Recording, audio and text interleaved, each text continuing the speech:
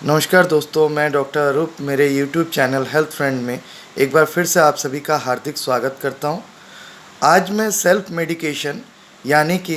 खुद से चलाई गई चिकित्सा के दुष्प्रभाव के बारे में कुछ अहम जानकारियां शेयर करने के लिए आया हूं। इससे पहले कि ये वीडियो स्टार्ट करूं, अगर आपने मेरा चैनल अभी तक सब्सक्राइब नहीं किया है तो कृपया इसे सब्सक्राइब करें, और अगर मेरा वीडियो आपको अच्छा लगता है तो इसे लाइक करना और ज़्यादा से ज़्यादा लोगों के बीच शेयर करना ना भूलें। आपके मन में उठे हुए किसी भी प्रकार की जिज्ञासा या सवालों को या सुझाव को कमेंट के रूप में ज़रूर भेजते रहिए। सेल्फ मेडिकेशन आखिर क्या होता है? आए दिनों ऐसा देखा गया है कि अधिकांश लोग जो है किसी भी केमिस्ट के दुकानों पर जा कर के या किसी भी फार्मेसी में जा कर के खुद से ही दवाइयों को परचेस करने की कोशिश करते हैं। तो सबसे पहली चीज़ है, हर इंडिविजुअल को, हर व्यक्ति को ये समझना चाहिए कि चिकित्सा एक विज्ञान की एक शाखा है और बीमार इंसान जो है उसे अच्छे स्वास्थ्य के लिए चिकित्सकीय परामर्श के तहत ही रोग निर्णय करने के बाद ही उस रोग अनुसार जो व्यवस्था पत्र होता है, प्रेस्क्राइब्ड मेडिसिन होता है, उसी को ही लेना चाहिए और उसके चिकित्सक के द्वारा सुझाए गए एडवाइजेस, सलाह को पालन करना चाहिए। अधिकांश लोग जो है वायरल फीवर में एंटीबायोटिक्स का प्रयोग कर लेते हैं, जुखाम में एंटीबायोटिक्स का प्रयोग करना चाहते हैं, खुद से परचेस कर लेते हैं। ये समझना पड़ेगा कि वायरल फीवर जो है वो वायरस से प्रभावित होकर के होता है। जुखाम एक वायरस के प्रभाव से, नोरो वायरस के प्रभाव से, राइनो वायरस के प्रभाव से होता है। तो अगर किसी इंसान को वायरस का इन्फेक्शन है, वायरस जनित कारणों से संक्रमण हो रहा है, तो उसमें एंटीबायोटिक का कोई रोल नहीं होता है। लेकिन अधिकांश लोग जो है खुद के चिकित्सकीय ज्ञान के आधार पे परचेस करने के लिए चले जाते हैं मेडिकल शॉप में और दवाइयों को लेते हैं। उसके बाद में उसके दुष्प्रभाव के तहत ही उनको किसी न किसी प्रकार की बीमारियों से जूझना पड़ता है। कई बार एक नॉर्मल इन्फेक्शन भी जो है खुद से दवाई ले लेने की वजह से जटिलताओं में गिरना पड़ जाता है और कई बार बहुत ज़्यादा दिक्कतें भी आ जाती हैं। अधिकांश मैंने देखा है अपने प्रैक्टिस में कि कई लोग अपने छोटे बच्चों तक का इलाज जो है मेडिकल शॉप में दवाइयाँ खुद खरीद करके, एक छोटा सा जुकाम जो है जो 2 से 3 दिन में स्वतः ही कई तरह की प्राकृतिक व्यवस्थाओं को पालन करने से ठीक हो सकता है, उसको ना मानते हुए खुद को दूसरे के दवाइयों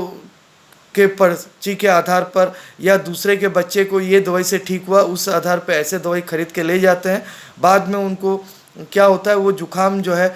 चेस्ट इन्फेक्शन या रेस्पिरेटरी इन्फेक्शन में तब्दील हो जाता है और कई बार वो इन्फेक्शन को ठीक होने में 2 से 3 हफ्ते तक लग जाते हैं और कई बार हॉस्पिटलाइज भी करना पड़ता है। तो बेहतर है कि आप चिकित्सकीय परामर्श के तहत ही दवा का प्रयोग कीजिए। इससे आपको दवा के उचित डोज, उसके वेट, वजन के आधार पे जो भी चिकित्सक ने तय किया है मात्रा, उस मात्रा के तहत ही दिया जाएगा दवाई। उसके साथ साथ जितने दिन लेना है उतने दिन आप ले सकेंगे दवाइयों को, और कंप्लीट कोर्स पूरा होने तक आपको अगर सलाह दिया है चिकित्सक ने तो आप पालन कर लेंगे तो उसको शरीर में वो इन्फेक्शन काफ़ी दिनों तक या परमानेंटली ठीक हो जाएगा। लेकिन क्या करते हैं, खुद से जब हम परचेस करते हैं तो हम को इन बेसिक जानकारियों का अभाव रहता है और कई बार क्या है, हम ओवर एज वाले लोगों की दवाइयाँ बच्चों में प्रयोग कर देते हैं और कई बार ऐसा देखा गया कि जो दवाइयाँ बच्चों के प्रयोग के लिए वर्जित की गई हैं उन दवाइयों को हम बच्चों को खिला रहे हैं, जिससे उनकी इम्यूनिटी के ऊपर भी प्रभाव पड़ता है। तो इस बात को ज़रूर ध्यान देना चाहिए कि कुछ